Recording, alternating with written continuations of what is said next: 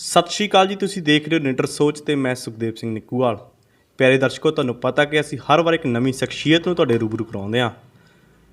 ਜੇਕਰ ਅੱਜ ਅਸੀਂ ਗੱਲ ਕਰੀਏ ਵਿਸ਼ੇ ਦੀ, ਤਾਂ ਇੱਕ ਨਵਾਂ ਵਿਸ਼ਾ ਤੁਹਾਡੇ ਰੂਬਰੂ ਕਰਾਵਾਂਗੇ, ਕਿਉਂਕਿ ਬਹੁਤ ਜ਼ਿਆਦਾ ਗਿਣਤੀ ਦੇ ਵਿੱਚ ਲੋਕ ਜਿਹੜੇ ਇਸ ਵਿਸ਼ੇ ਤੋਂ ਸ਼ਾਇਦ ਅਣਗੌਲੇ ਰਹਿ ਚੁੱਕੇ ਨੇ। ਕਿਉਂਕਿ ਅਨੰਦਪੁਰ ਸਾਹਿਬ ਦੇ ਇਤਿਹਾਸ ਨੂੰ ਬਹੁਤ ਘੱਟ ਗਿਣਤੀ ਦੇ ਵਿੱਚ ਲੋਕ ਜਾਣਦੇ ਨੇ ਕਿ ਕਦੋਂ ਇਹਦਾ ਅਸਲ ਮਾਇਨੇ ਦੇ ਵਿੱਚ ਜਿਹੜਾ ਪ੍ਰਸਾਰ ਹੋਇਆ ਸੀ। ਇਸ ਮੁੱਦੇ 'ਤੇ ਗੱਲਬਾਤ ਕਰਨ ਲਈ ਸਾਡੇ ਨਾਲ ਨੇ ਸਿੱਖ ਮਿਸ਼ਨਰੀ ਕਾਲਜ ਦੇ ਪ੍ਰਿੰਸੀਪਲ ਅਤੇ ਸ਼੍ਰੋਮਣੀ ਗੁਰਦੁਆਰਾ ਪ੍ਰਬੰਧਕ ਕਮੇਟੀ ਦੇ ਮੈਂਬਰ ਪ੍ਰਿੰਸੀਪਲ ਸੁਰਿੰਦਰ ਸਿੰਘ ਜੀ। ਸਭ ਤੋਂ ਪਹਿਲਾਂ ਤਾਂ ਸਵਾਗਤ ਜੀ। ਵਾਹਿਗੁਰੂ ਜੀ ਕਾ ਖਾਲਸਾ, ਵਾਹਿਗੁਰੂ ਜੀ ਕੀ ਫਤਿਹ ਜੀ। ਧੰਨਵਾਦ ਜੀ, ਤੁਸੀਂ ਆਪਣਾ ਕੀਮਤੀ ਟਾਈਮ ਕੱਢ ਕੇ ਇਹ ਜਾਣਨ ਦੀ ਅਤੇ ਲੋਕਾਂ ਨੂੰ ਸਮਝਾਉਣ ਦੀ ਕੋਸ਼ਿਸ਼ ਕੀਤੀ ਕਿ ਅਨੰਦਪੁਰ ਸਾਹਿਬ ਦੀ ਪਾਵਨ ਇਤਿਹਾਸਕ ਨਗਰੀ ਦਾ ਕਿੱਡਾ ਵੱਡਾ ਇਤਿਹਾਸ ਹੈ ਔਰ ਇਸ ਇਲਾਕੇ ਦੇ ਵਿੱਚ ਸਤਿਗੁਰੂ ਸਾਹਿਬਾਨ ਨੇ ਕਿਤਨੇ ਕਾਰਨਾਮੇ ਕੀਤੇ। ਸੋ ਇਸ ਸਾਰੇ ਦੇ ਲਈ ਮੈਂ ਆਪ ਜੀ ਦਾ ਵੀ ਤਹਿ ਦਿਲੋਂ ਧੰਨਵਾਦ ਕਰਦਾ ਹਾਂ ਅਤੇ ਆਪ ਜੀ ਨੂੰ ਜੀ ਆਇਆਂ ਕਹਿੰਦਾ ਹਾਂ। ਸਰ, ਜੇਕਰ ਗੱਲ ਇਲਾਕੇ ਦੇ ਇਤਿਹਾਸ ਦੀ ਕੀਤੀ ਜਾਵੇ, ਕਿਉਂਕਿ ਜ਼ਿਆਦਾਤਰ ਗਿਣਤੀ ਦੇ ਵਿੱਚ ਜਾਂ ਖਾਲਸਾ ਸਾਜਣਾ ਜਦੋਂ ਹੋਈ ਸੀ ਉਦੋਂ ਨੂੰ ਅਨੰਦਪੁਰ ਸਾਹਿਬ ਦਾ ਇਤਿਹਾਸ ਜਾਂ ਇਲਾਕੇ ਦਾ ਇਤਿਹਾਸ ਮੰਨਦੇ ਨੇ। ਸਭ ਤੋਂ ਪਹਿਲੇ ਜੇ ਇਲਾਕੇ ਦਾ ਇਤਿਹਾਸ ਕਹਿ ਸਕੇ ਜਾਂ ਸਿੱਖੀ ਦਾ ਪ੍ਰਸਾਰ ਕਦੋਂ ਸ਼ੁਰੂਆਤ ਹੋਈ ਸੀ ਜੀ? ਤੁਹਾਡਾ ਸਵਾਲ ਬਹੁਤ ਵਧੀਆ ਹੈ।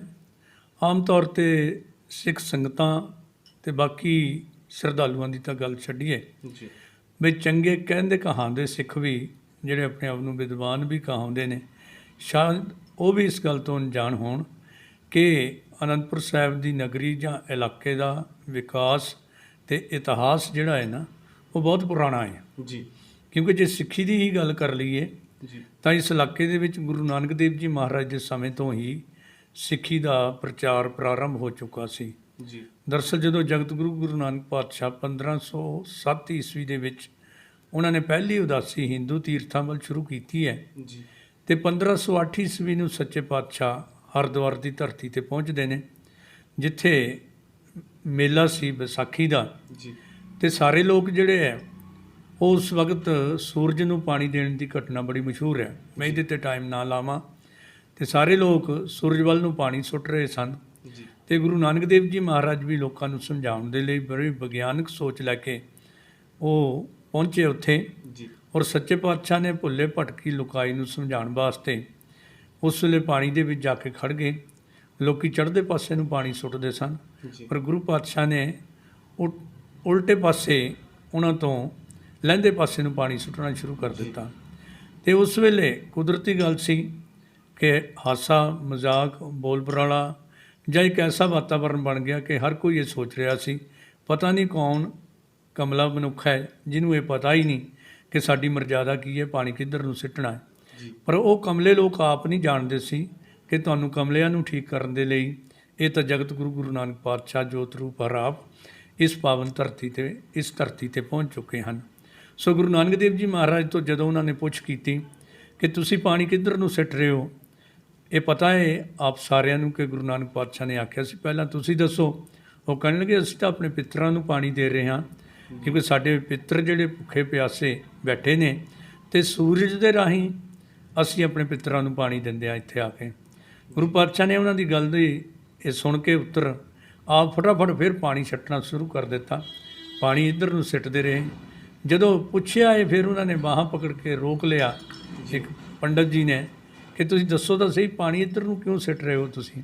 ਸੱਚੇ ਪਾਤਸ਼ਾਹ ਕਹਿੰਦੇ ਮੇਰੀ ਖੇਤੀ ਕਰਤਾਰਪੁਰ ਸੁੱਕ ਗਈ ਹੈ, ਇਸ ਲਈ ਮੈਂ ਆਪਣੀ ਖੇਤੀ ਨੂੰ ਪਾਣੀ ਦੇ ਰਿਹਾ ਹਾਂ। ਇੱਕ ਵਾਰੀ ਫਿਰ ਠਾਕ ਕੇ ਮਾਰ ਕੇ ਹੱਸਣਾ ਸ਼ੁਰੂ ਕਰ ਦਿੱਤਾ ਔਰ ਸਵਾਲ ਕੀਤਾ ਕਿ ਤੁਹਾਡਾ ਪਾਣੀ ਕਰਤਾਰਪੁਰ ਪਹੁੰਚ ਜਾਏਗਾ। ਅਤੇ ਸੱਚੇ ਪਾਤਸ਼ਾਹ ਨੇ ਪੁੱਛਿਆ ਜੇ 300-400 ਮੀਲ ਨਹੀਂ ਪਹੁੰਚ ਸਕਦਾ ਤਾਂ 9 ਕਰੋੜ ਮੀਲ ਸੂਰਜ ਜਿਹੜਾ ਹੈ ਉੱਥੇ ਤੁਹਾਡਾ ਪਾਣੀ ਪਹੁੰਚ ਜਾਏਗਾ। ਬਸ ਦਲੀਲ ਦੀ ਗੱਲ ਸੀ ਜਿਹੜੀ ਬਹੁਤ ਸਾਰੇ ਲੋਕਾਂ ਨੂੰ ਸਮਝ ਆ ਗਈ। ਪ੍ਰਿੰਸੀਪਲ ਸਤਵੀਰ ਸਿੰਘ ਲਿਖਦੇ ਨੇ ਕਿ ਉਸ ਵੇਲੇ ਸੈਂਕੜੇ ਲੋਕਾਂ ਨੇ ਜਿਨ੍ਹਾਂ ਤੱਕ ਇਹ ਗੱਲ ਪਹੁੰਚੀ, ਜਿਨ੍ਹਾਂ ਨੇ ਇਹ ਨਜ਼ਾਰਾ ਦੇਖਿਆ, ਆਪਣੇ ਜੰਜੂ ਲਾ ਕੇ ਦਰਿਆ ਦੇ ਵਿੱਚ ਸੁੱਟ ਦਿੱਤੇ ਔਰ ਗੁਰੂ ਨਾਨਕ ਦੇਵ ਜੀ ਮਹਾਰਾਜ ਦੇ ਸਿੱਖ ਬਣ ਗਏ। ਉਹਨਾਂ ਸਿੱਖਾਂ ਦੇ ਵਿੱਚ ਹੀ ਕੀਰਤਪੁਰ ਸਾਹਿਬ ਦੀ ਪਾਵਨ ਧਰਤੀ ਤੋਂ ਇੱਕ ਪਹੁੰਚਿਆ ਹੋਇਆ ਸੀ ਪੰਡਤ ਪੇਂਜੂ, ਜਿਹਦਾ ਨਾਂ ਇਤਿਹਾਸ ਵਿੱਚ ਆਉਂਦਾ ਹੈ, ਅਤੇ ਉਹ ਵੀ ਉਸ ਵੇਲੇ ਗੁਰੂ ਨਾਨਕ ਦੇਵ ਜੀ ਮਹਾਰਾਜ ਦਾ ਸਿੱਖ ਬਣਿਆ। ਕਿਉਂਕਿ ਕਈ ਦਿਨ ਗੁਰੂ ਨਾਨਕ ਪਾਤਸ਼ਾਹ ਦੀ ਸ਼ਰਨ ਦੇ ਵਿੱਚ ਰਿਹਾ। ਗੁਰੂ ਨਾਨਕ ਪਾਤਸ਼ਾਹ ਨੇ ਜਿਹੜੇ ਉਹਨਾਂ ਦੇ ਸੰਪਰਕ ਵਿੱਚ ਆਏ ਉਹਨਾਂ ਨੂੰ ਸਿੱਖੀ ਦੀ ਰਹਿਣੀ ਰਹਿਤ ਔਰ ਜੋ ਨਵਾਂ ਸਿਧਾਂਤ ਅਤੇ ਨਵਾਂ ਧਰਮ ਦੀ ਨੀਂਹ ਰੱਖੀ ਸੀ ਉਸ ਧਰਮ ਦੇ ਸਿਧਾਂਤਾਂ ਤੋਂ ਜਾਣੂ ਕਰਵਾ ਕੇ ਉਪਦੇਸ਼ ਦਿੱਤਾ ਕਿ ਜੇ ਮੇਰੇ ਧਰਮ ਵਿੱਚ ਸ਼ਾਮਲ ਹੋਣਾ ਹੈ ਤਾਂ ਕੇਸ ਨਹੀਂ ਕਟਾਣੇ, ਟੋਪੀ ਨਹੀਂ ਪਹਿਨਣੀ, ਜੋ ਭਾਈ ਮਰਦਾਨਾ ਜੀ ਨੂੰ ਉਪਦੇਸ਼ ਦਿੱਤਾ ਸੀ। ਤੇ ਇੱਕ ਅਕਾਲ ਪੁਰਖ ਵਾਹਿਗੁਰੂ ਦੀ ਪੂਜਾ ਮਾਨਤਾ ਕਰਨੀ, ਕਿਰਤ ਕਰਨੀ, ਨਾਮ ਜਪਣਾ ਤੇ ਵੰਡ ਛਕਣਾ। ਇਹ ਬੜਾ ਸੌਖਾ ਜਿਹਾ ਰਸਤਾ ਸੱਚੇ ਪਾਤਸ਼ਾਹ ਨੇ ਦੱਸ ਕੇ ਬਹੁਤ ਸਾਰੇ ਲੋਕਾਂ ਨੂੰ ਸਿੱਖ ਬਣਾ ਲਿਆ। ਤੇ ਉਸ ਵੇਲੇ ਪੈਦਲ ਸਫ਼ਰ ਕਰਨਾ ਹੁੰਦਾ ਸੀ, ਮਹੀਨਿਆਂ ਬੱਧੀ ਸਫ਼ਰ ਕਰਕੇ ਜਦੋਂ ਪੰਡਿਤ ਪੈਂਜੂ ਜੀ ਵਾਪਸ ਕੀਰਤਪੁਰ ਸਾਹਿਬ ਦੀ ਪਾਵਨ ਧਰਤੀ ਤੇ ਪਹੁੰਚੇ, ਉਸ ਵੇਲੇ ਉਹਨਾਂ ਦੀ ਸ਼ਕਲ ਸੂਰਤ ਵੀ ਬਦਲ ਚੁੱਕੀ ਸੀ। ਤੇ ਜੋ ਸੱਚੇ ਪਾਤਸ਼ਾਹ ਦੀ ਬਖਸ਼ਣ ਨਾਲ ਉਹਨਾਂ ਨੂੰ ਸਿੱਖੀ ਦੀ ਦਾਤ ਪ੍ਰਾਪਤ ਹੋਈ ਸੀ, ਉਹ ਜੀਵਨ ਜੁਗਤ ਵਿੱਚ ਵੀ ਫਰਕ ਪੈ ਗਿਆ ਸੀ। ਸੋ ਕੁਦਰਤੀ ਗੱਲ ਸੀ, ਉਹਨਾਂ ਦੀ ਦਾੜੀ ਪੂਰੀ ਹੋ ਗਈ, ਦਸਤਾਰ ਸਜਾਉਣ ਲੱਗ ਪਏ ਸੀ, ਟੋਪੀ ਪਹਿਨਣੀ ਛੱਡ ਦਿੱਤੀ ਸਿੱਖੀ ਸਰੂਪ ਦੇ ਵਿੱਚ ਆ ਕੇ। ਤੇ ਗੱਲਾਂ ਵੀ ਉਹ ਗੁਰੂ ਨਾਨਕ ਦੇਵ ਜੀ ਮਹਾਰਾਜ ਵਾਲੀਆਂ ਕਰਦੇ ਸਨ। ਤੇ ਇੱਕ ਦਿਨ ਬੁੱਢਣ ਸ਼ਾਹ ਜੀ, ਸਾਈਂ ਬੁੱਢਣ ਸ਼ਾਹ ਜੀ ਇਸ ਧਰਤੀ ਦੇ ਰਹਿਣ ਵਾਲੇ, ਉਹਨਾਂ ਨੇ ਪੁੱਛ ਲਿਆ ਪੰਡਿਤ ਪੈਂਜੂ ਜੀ, ਤੁਹਾਡੇ ਜੀਵਨ ਦੇ ਵਿੱਚ ਤਬਦੀਲੀ ਆ ਗਈ, ਕਾਰਨ ਕੀ ਹੈ? ਤੇ ਉਸ ਵੇਲੇ ਉਹਨਾਂ ਨੇ ਦੱਸਿਆ ਕਿ ਮੈਂ ਗੁਰੂ ਨਾਨਕ ਦੇਵ ਜੀ ਮਹਾਰਾਜ ਦਾ ਸਿੱਖ ਬਣ ਗਿਆ ਹਾਂ। ਤੇ ਸਾਈਂ ਬੁੱਢਣ ਸ਼ਾਹ ਜੀ ਕਹਿਣ ਲੱਗੇ ਕਿ ਐਸੇ ਮਹਾਨ ਗੁਰੂ ਤੇ ਮੈਨੂੰ ਵੀ ਚਰਨੀ ਲਾਓ, ਤੇ ਮੈਨੂੰ ਵੀ ਬੁਲਾਓ, ਉਹਨਾਂ ਨੂੰ ਮਹਾਂਪੁਰਸ਼ਾਂ ਨੂੰ ਬੁਲਾਓ ਕਿਸੇ ਵੇਲੇ। ਤੇ ਉਸ ਵੇਲੇ ਪੰਡਿਤ ਪੈਂਜੂ ਜੀ ਨੇ ਕਿਹਾ, ਉਹ ਕਿਸੇ ਦੇ ਬੁਲਾਇਆ ਨਹੀਂ ਆਂਦੇ, ਪਰ ਉਹ ਘਟ ਘਟ ਕੇ ਅੰਤਰ ਕੀ ਜਾਣਤ, ਭਲੇ ਬੁਰੇ ਕੀ ਪੀਰ ਪਛਾਨਤ ਹੈ। ਤੇ ਤੁਸੀਂ ਅਰਦਾਸ ਕਰੋ ਤੇ ਕਿਸੇ ਨਾ ਕਿਸੇ ਵੇਲੇ ਉਹ ਜ਼ਰੂਰ ਤੁਹਾਡੇ ਦਿਲ ਦੀ ਜਾਣ ਕੇ ਤੁਹਾਡੇ ਕੋਲ ਪਾਸ ਆ ਜਾਣਗੇ। ਸੋ ਜਦੋਂ ਦੂਜੀ ਉਦਾਸੀ ਦੇ ਵਿੱਚ ਗੁਰੂ ਨਾਨਕ ਪਾਤਸ਼ਾਹ ਸੁਮੇਰ ਪਰਬਤ ਤੇ ਸ਼ਿਵਾਲਿਕ ਦੀਆਂ ਪਹਾੜੀਆਂ ਦੇ ਇਲਾਕੇ ਦੇ ਦੌਰੇ 'ਤੇ ਨਿਕਲੇ ਨੇ, ਉਸ ਵੇਲੇ ਮਨੀਕਰਨ ਤੋਂ ਹੋ ਕੇ ਸੱਚੇ ਪਾਤਸ਼ਾਹ ਕੀਰਤਪੁਰ ਸਾਹਿਬ ਦੀ ਪਾਵਨ ਧਰਤੀ 'ਤੇ ਵੀ ਪਹੁੰਚੇ, ਜਿੱਥੇ ਅੱਜ ਕੱਲ੍ਹ ਗੁਰਦੁਆਰਾ ਚਰਨ ਕਮਲ ਸਾਹਿਬ ਹੈ, ਨਹਿਰ ਦੇ ਕੰਢੇ 'ਤੇ। ਇਹ ਪੰਡਿਤ ਪੈਂਜੂ ਜੀ ਦਾ ਘਰ ਹੁੰਦਾ ਸੀ, ਔਰ ਇੱਥੇ ਹੀ ਸਤਿਗੁਰੂ ਗੁਰੂ ਨਾਨਕ ਪਾਤਸ਼ਾਹ ਨੇ ਪਹਿਲੀ ਵਾਰ ਇਲਾਹੀ ਕੀਰਤਨ ਕੀਤਾ, ਤੇ ਇਸ ਨਗਰ ਦਾ ਨਾਂ ਕੀਰਤਨਪੁਰ ਪੈ ਗਿਆ ਸੀ। ਤੇ ਉੱਥੋਂ ਬਾਬਾ ਬੁੱਢਣ ਸ਼ਾਹ ਜੀ ਨੂੰ ਮਿਲਣ ਵਾਸਤੇ ਗਏ ਨੇ ਗੁਰੂ ਨਾਨਕ ਪਾਤਸ਼ਾਹ, ਨਾਲ ਪੰਡਿਤ ਪੈਂਜੂ ਵੀ ਸੀ। ਵਿਚਾਰ ਚਰਚਾ ਹੋਈ ਤੇ ਸਾਈਂ ਬੁੱਢਣ ਸ਼ਾਹ ਜੀ ਕਹਿਣ ਲੱਗੇ ਕਿ ਹੁਣ ਜਾਣ ਦਾ ਤੁਹਾਡਾ ਭਾਵੇਂ ਟਾਈਮ ਆ ਗਿਆ, ਬੱਕਰੀਆਂ ਵੀ ਚਰ ਕੇ ਆ ਗਈਆਂ ਨੇ, ਸ਼ੇਰੀ ਨੇ ਲਿਆਂਦੀਆਂ। ਉੱਥੇ ਸ਼ੇਰ ਕਿਹਾ ਜਾਂਦਾ, ਸ਼ੇਰੀ ਦਰਅਸਲ ਬੱਕਰੀਆਂ ਦੇ ਛੇੜੂ ਨੂੰ ਕਹਿੰਦੇ ਨੇ, ਜੋ ਇੱਜੜ ਚਾਰਦੇ ਹੁੰਦੇ ਨੇ। ਤੇ ਗੁਰੂ ਨਾਨਕ ਪਾਤਸ਼ਾਹ ਕਹਿਣ ਲੱਗੇ ਕਿ ਨਹੀਂ ਸਾਈਂ ਜੀ, ਮੈਂ ਪੰਡਿਤ ਪੈਂਜੂ ਜੀ ਦੀ ਬੇਟੀ ਨਾਲ ਵਾਅਦਾ ਕਰਕੇ ਆਇਆ ਹਾਂ ਕਿ ਪ੍ਰਸ਼ਾਦਾ ਮੈਂ ਉੱਥੇ ਹੀ ਛਕਾਂਗਾ। ਤੇ ਸਾਈਂ ਜੀ ਕਹਿਣ ਲੱਗੇ ਫਿਰ ਸਾਡਾ ਜਿਹੜੀ ਸੇਵਾ ਹੈ ਉਹ ਕਿਵੇਂ ਹੋਏਗੀ? ਗੁਰੂ ਪਾਤਸ਼ਾਹ ਨੇ ਆਖਿਆ ਇਹ 6ਵੇਂ ਜਾਮੇ ਵਿੱਚ ਆ ਕੇ ਤੁਹਾਡੀ ਸੇਵਾ ਪ੍ਰਵਾਨ ਕੀਤੀ ਜਾਏਗੀ। ਤੇ ਉਹ ਕਹਿਣ ਲੱਗੇ ਮੈਨੂੰ ਕਿਵੇਂ ਪਤਾ ਲੱਗੇਗਾ ਤੁਸੀਂ ਆਏ, ਪਤਾ ਨਹੀਂ ਮੈਂ ਜਿੰਦਾ ਰਹਿਣਾ ਕਿ ਨਹੀਂ। ਤੇ ਗੁਰੂ ਨਾਨਕ ਪਾਤਸ਼ਾਹ ਨੇ ਬਖਸ਼ ਕੀਤੀ, ਨਹੀਂ ਤੁਸੀਂ ਉਦੋਂ ਤੱਕ ਰਹੋਗੇ ਔਰ ਮੈਂ ਆਪ ਆ ਕੇ ਮੰਗ ਲਵਾਂਗਾ। ਸੋ 6ਵੇਂ ਪਾਤਸ਼ਾਹ ਦਲ ਭੰਜਨ ਗੁਰੂ ਸੂਰਮਾ ਬੜ ਯੋਧਾ ਪਰਉਪਕਾਰੀ ਸ੍ਰੀ ਗੁਰੂ ਹਰਗੋਬਿੰਦ ਸਾਹਿਬ ਸੱਚੇ ਪਾਤਸ਼ਾਹ ਜੀ ਜਦੋਂ ਇਸ ਧਰਤੀ 'ਤੇ ਆਏ 1635 ਦੇ ਵਿੱਚ, ਉਹਨਾਂ ਨੇ ਆਪ ਆ ਕੇ ਸਾਈਂ ਬੁੱਢਣ ਸ਼ਾਹ ਜੀ ਨੂੰ ਵਾਅਦਾ ਚੇਤਾ ਕਰਵਾਇਆ ਤੇ ਦੁੱਧ ਛਕ ਕੇ ਉਹਨੂੰ ਕਿਰਤਾਰਥ ਕੀਤਾ। ਸੋ ਪੰਡਿਤ ਪੈਂਜੂ ਸਭ ਤੋਂ ਪਹਿਲਾ ਸਿੱਖ ਸੀ, ਪ੍ਰਚਾਰਕ ਸੀ ਇਸ ਇਲਾਕੇ ਦਾ, ਗੁਰੂ ਨਾਨਕ ਦੇਵ ਜੀ ਦਾ ਜੋ ਸਿੱਖ ਬਣਿਆ। ਤੇ ਉਹਦੇ ਤੋਂ ਇਸ ਇਲਾਕੇ ਦੇ ਵਿੱਚ ਸਿੱਖੀ ਦਾ ਬੀਜ ਬੀਜਿਆ ਗਿਆ। ਗੁਰਦੁਆਰਾ ਚਰਨ ਕਮਲ ਸਾਹਿਬ ਉਹ ਪੰਡਿਤ ਪੈਂਜੂ ਜੀ ਦਾ ਘਰ ਸੀ, ਜੋ ਅੱਜ ਕਿਸੇ ਵੇਲੇ ਸਿੱਖ ਧਰਮ ਦਾ ਮਹਾਨ ਸੈਂਟਰ ਇਹ ਅਸਥਾਨ ਰਿਹਾ। ਤੇ ਇਹ ਗੁਰਦੁਆਰਾ ਸਾਹਿਬ ਅੱਜ ਵੀ ਸਥਾਪਿਤ ਹੈ ਨਹਿਰ ਦੇ ਕੰਢੇ 'ਤੇ, ਜਿੱਥੋਂ ਪੰਡਿਤ ਪੈਂਜੂ ਜੀ ਨੇ ਇਸ ਇਲਾਕੇ ਵਿੱਚ ਸਿੱਖੀ ਦੀ ਗੱਲ ਸ਼ੁਰੂ ਕੀਤੀ ਸੀ। ਜੇਕਰ ਗੱਲ ਪੰਡਿਤ ਪੈਂਜੂ ਜੀ ਦੀ ਕੀਤੀ ਜਾਵੇ ਕਿ ਕਦੇ ਹੋਇਆ ਕਿ ਉਹਨਾਂ ਨੂੰ ਲੱਭਣ ਦੀ ਜਾਂ ਉਹਨਾਂ ਦੇ ਪਰਿਵਾਰਕ ਕੋਈ ਹਾਲੇ ਵੀ ਮੌਜੂਦ ਹੋਵੇ? ਵੈਸੇ ਜਦੋਂ ਤੋਂ ਮੈਨੂੰ ਪਤਾ ਲੱਗਾ ਕੋਸ਼ਿਸ਼ ਤਾਂ ਕੀਤੀ, ਐਸਾ ਕੋਈ ਮਿਲਿਆ ਨਹੀਂ, ਕਿਉਂਕਿ ਸਮਾਂ ਪਾ ਕੇ ਹਾਲਾਤ ਦੇ ਮੁਤਾਬਕ, ਕਿਉਂਕਿ ਦੇਸ਼ 'ਤੇ ਹਮਲੇ ਵੀ ਹੁੰਦੇ ਰਹੇ, ਹੜ੍ਹ ਆਦਿਕ ਵੀ ਆਉਂਦੇ ਰਹੇ ਇਸ ਇਲਾਕੇ ਦੇ ਵਿੱਚ। ਹੋ ਸਕਦਾ ਪਰਿਵਾਰ ਰੋਜੀ ਰੋਟੀ ਦੇ ਮਾਮਲੇ ਕਿਸੇ ਹੋਰ ਇਲਾਕੇ ਵਿੱਚ ਚਲਾ ਗਿਆ ਹੋਵੇ, ਪਰ ਹਾਲ ਦੀ ਘੜੀ ਕੋਈ ਐਸਾ ਹਵਾਲਾ ਨਹੀਂ ਮਿਲਿਆ। ਕੋਸ਼ਿਸ਼ ਸਾਡੀ ਹੈ ਕਿ ਪੁੱਛਾ ਕੇ ਪੰਡਤਾਂ ਦੇ ਪਰਿਵਾਰਾਂ ਵਿੱਚੋਂ ਪੁੱਛਿਆ ਜਾਵੇ ਕਿ ਤੁਹਾਨੂੰ ਇਸ ਗੱਲ ਦਾ ਪਤਾ ਹੈ।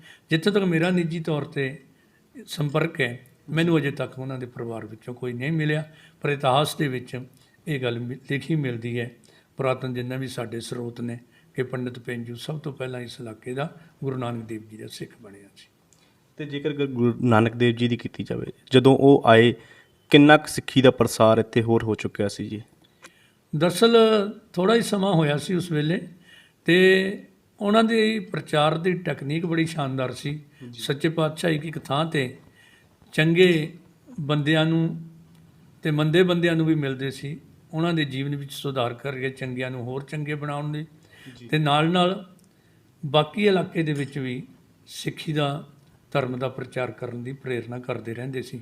ਸੋ ਐਸਾ ਤਾਂ ਹਵਾਲਾ ਨਹੀਂ ਮਿਲਦਾ, ਪਰ ਇੱਥੋਂ ਜ਼ਰੂਰ ਪਤਾ ਲੱਗਦਾ ਹੈ ਕਿ ਜਦੋਂ ਇਹ ਧਰਮ ਪ੍ਰਚਾਰ ਦਾ ਸੈਂਟਰ ਬਣ ਗਿਆ ਸੀ ਤੇ ਉਸ ਵੇਲੇ ਹੌਲੀ ਹੌਲੀ ਇਸ ਇਲਾਕੇ ਵਿੱਚ ਸਿੱਖੀ ਦਾ ਬੋਲਬਾਲਾ ਹੋ ਗਿਆ ਹੋਵੇਗਾ।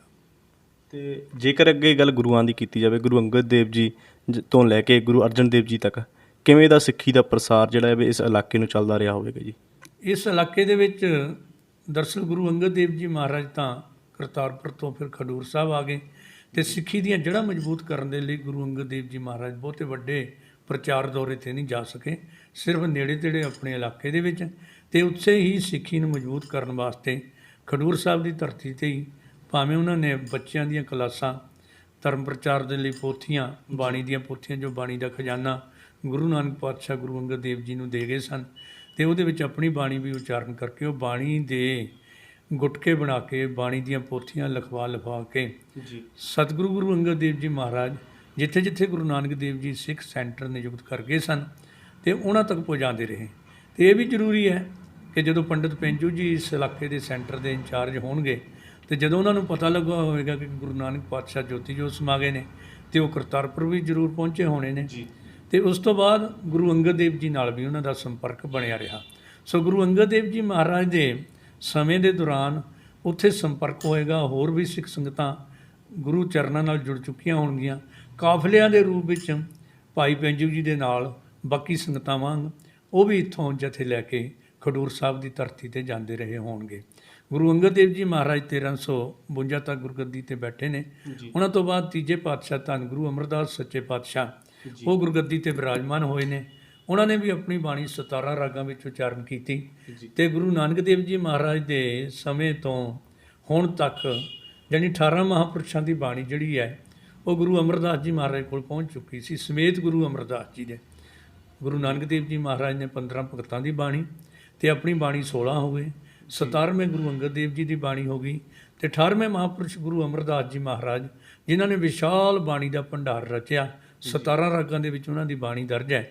ਉਹਨਾਂ ਨੇ ਧਰਮ ਪ੍ਰਚਾਰ ਦੇ ਲਈ ਹੋਰ ਬਾਣੀ ਦੀਆਂ ਪੋਥੀਆਂ ਤੇ ਸਭ ਤੋਂ ਵੱਡੀ ਗੱਲ ਸੀ ਧਰਮ ਪ੍ਰਚਾਰ ਨੂੰ ਲਾਮਬੰਦ ਕਰਨ ਲਈ ਸਭ ਤੋਂ ਪਹਿਲਾਂ ਗੋਇੰਦਵਾਲ ਸਾਹਿਬ ਦੀ ਧਰਤੀ ਤੋਂ 22 ਸੈਂਟਰ ਤੇ 52 ਸਬ ਸੈਂਟਰ। ਇਹ ਬੜੀ ਇਨਕਲਾਬੀ ਗੱਲ ਸੀ ਕਿ ਧਰਮ ਦੇ ਪ੍ਰਚਾਰ ਦੇ ਲਈ ਸਿੱਖ ਸੰਸਾਰ ਨੂੰ 22 ਹਿੱਸਿਆਂ ਦੇ ਵਿੱਚ ਵੰਡ ਦਿੱਤਾ।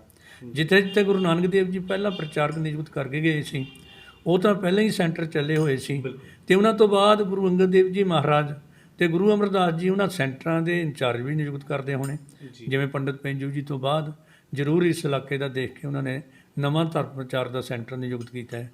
ਇਸ ਤੋਂ ਇਲਾਵਾ 22 ਮੰਜੀਆਂ ਜਿਹੜੀਆਂ ਸੀ ਉਹ 22 ਸੈਂਟਰ ਸੀ, ਉਹਨਾਂ ਨੂੰ ਮੰਜੀਆਂ ਕਿਹਾ ਜਾਂਦਾ ਸੀ।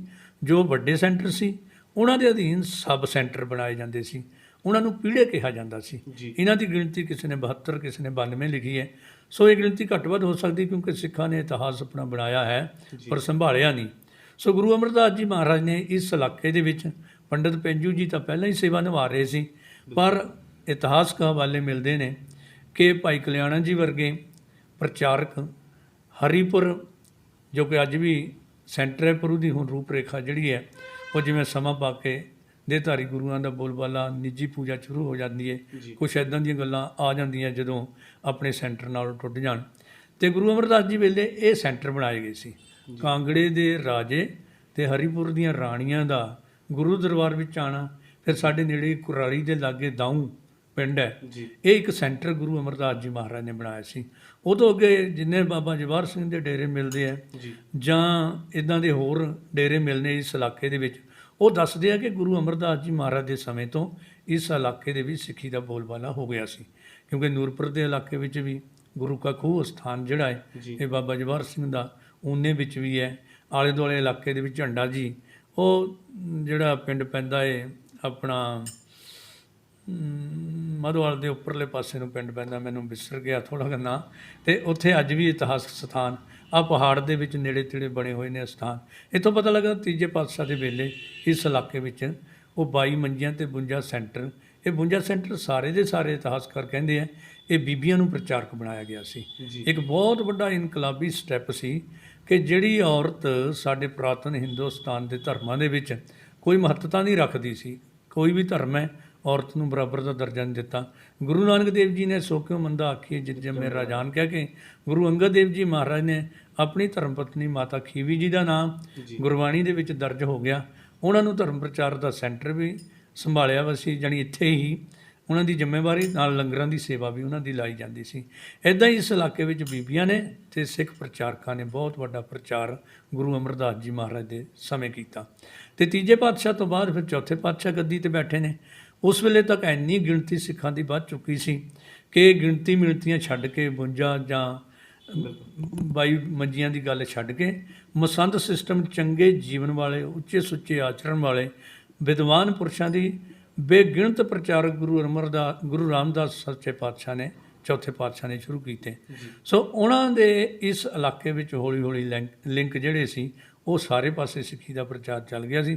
ਹੋ ਸਕਦਾ ਸਮੇਂ-ਸਮੇਂ 'ਤੇ ਗੁਰੂ ਰਾਮਦਾਸ ਜੀ ਵੇਲੇ ਇੱਥੇ ਪ੍ਰਚਾਰਕ ਸੱਦੇ 'ਤੇ ਵੀ ਆਉਂਦੇ ਰਹੇ ਹੋਣ ਤੇ ਇਸ ਇਲਾਕੇ ਦੇ ਮਸੰਦ ਵੀ ਨਿਯੁਕਤ ਕੀਤੇ ਗਏ ਹੋਣ, ਜਿਨ੍ਹਾਂ ਦੇ ਟਾਵੇਂ ਡੇਰੇ ਪਰ ਇਤਿਹਾਸ ਨਹੀਂ ਮਿਲ ਰਿਹਾ। ਕੋਈ ਗੰਗੂ ਸ਼ਾਹੀਆਂ ਦੀ ਸੰਪਰਦਾ ਕਹਾਂ ਦਾ ਹੈ ਤੇ ਕੋਈ ਗੁਲਾਬਦਾਸੀਆਂ ਦੀ। ਇਹ ਸਾਰੇ ਜਿਹੜੇ ਇੱਦਾਂ ਦੇ ਸੀ ਇਹ ਪ੍ਰਚਾਰਕ ਹੀ ਸੀ, ਜਿਨ੍ਹਾਂ ਤੋਂ ਅੱਗੇ ਗੱਦੀਆਂ ਚੱਲ ਪਈਆਂ ਸਾਡੇ ਇਲਾਕੇ ਦੇ ਵਿੱਚ। ਤੇ ਇਹ ਮਸੰਦ ਸਿਸਟਮ ਗੁਰੂ ਰਾਮਦਾਸ ਜੀ ਮਹਾਰਾਜ ਨੇ ਚਾਲੂ ਕੀਤਾ ਸੀ। ਪੰਜਵੇਂ ਪਾਤਸ਼ਾਹ ਦੇ ਵੇਲੇ ਭਾਈ ਕਲਿਆਣਾ ਜੀ ਦਾ ਮੰਡੀ ਦੇ ਰਾਜੇ ਨੂੰ ਸਿੱਖ ਬਣਾਉਣਾ, ਇੱਥੋਂ ਲਿਜਾ ਕੇ ਇਸ ਇਲਾਕੇ 'ਚੋਂ ਲੱਕੜ ਲੈਣੀ। ਇਸ ਇਲਾਕੇ ਦੇ ਵਿੱਚ ਜਿਹੜੇ ਕੌਤਕ ਸਾਡੇ ਸਿੱਖ ਪ੍ਰਚਾਰਕਾਂ ਨੇ ਕੀਤੇ ਵੀ ਮੰਡੀ ਦਾ ਰਾਜਾ ਜਿਹੜਾ ਹੈ ਉਹਦਾ ਪਤਾ ਲੱਗਦਾ ਕ੍ਰਿਸ਼ਨ ਜਨਮਾਸ਼ਟਮੀ ਦੇ ਮੌਕੇ ਉਹਨਾਂ ਨੇ ਹੁਕਮ ਕੀਤਾ ਸੀ ਕੋਈ ਰੋਟੀ ਨਾ ਪਕਾਇਓ ਕਿਉਂਕਿ ਵਰਤ ਰੱਖਣਾ ਹੈ ਜਨਮਾਸ਼ਟਮੀ ਦਾ। ਪਰ ਉਹਨਾਂ ਨੇ ਲੰਗਰ ਵੀ ਤਿਆਰ ਕੀਤਾ ਗੁਰੂ ਨਾਨਕ ਪਾਤਸ਼ਾਹ ਦੇ ਸਿੱਖੀ ਸਿਧਾਂਤਾਂ ਦੇ ਮੁਤਾਬਕ, ਤੇ ਲੰਗਰ ਤਿਆਰ ਕਰਕੇ ਆਵਾਜ਼ ਵੀ ਦਿੱਤੀ, ਕੋਠੇ ਤੇ ਚੜ੍ਹ ਕੇ ਲੰਗਰ ਤਿਆਰ ਹੋ ਗਿਆ ਤੇ ਸਾਰੇ ਸਨਾਟਾ ਛਾ ਗਿਆ ਤੇ ਉਹਨੂੰ ਗ੍ਰਿਫਤਾਰ ਕੀਤਾ, ਸਵਾਲ ਜਵਾਬ ਹੋਏ ਤੇ ਰਾਜਾ ਆਪ ਹਰੀ ਸੈਨ ਜਿਹੜਾ ਗੁਰੂ ਨਾਨਕ ਦੇਵ ਜੀ ਮਹਾਰਾਜ ਦਾ, ਗੁਰੂ ਅਮਰਦਾਸ ਜੀ, ਗੁਰੂ ਅਰਜਨ ਦੇਵ ਜੀ ਦਾ ਸਿੱਖ ਬਣ ਗਿਆ ਔਰ ਬਕਾਇਦਾ ਅੰਮ੍ਰਿਤਸਰ ਵੀ ਗਿਆ। ਤੇ ਜਿਹੜੀ ਭੂਮਿਕਾ ਹੈ ਉਹ ਕੇਵਲ 10ਵੇਂ ਪਾਤਸ਼ਾਹ ਵੇਲੇ ਨਹੀਂ, ਸਿੱਖੀ ਦਾ ਬੀਜ, ਸਿੱਖੀ ਦਾ ਬੋਲਬਾਲਾ ਪਹਿਲਾਂ ਵੀ ਇਸ ਇਲਾਕੇ ਦੇ ਵਿੱਚ ਹੋ ਚੁੱਕਿਆ ਸੀ।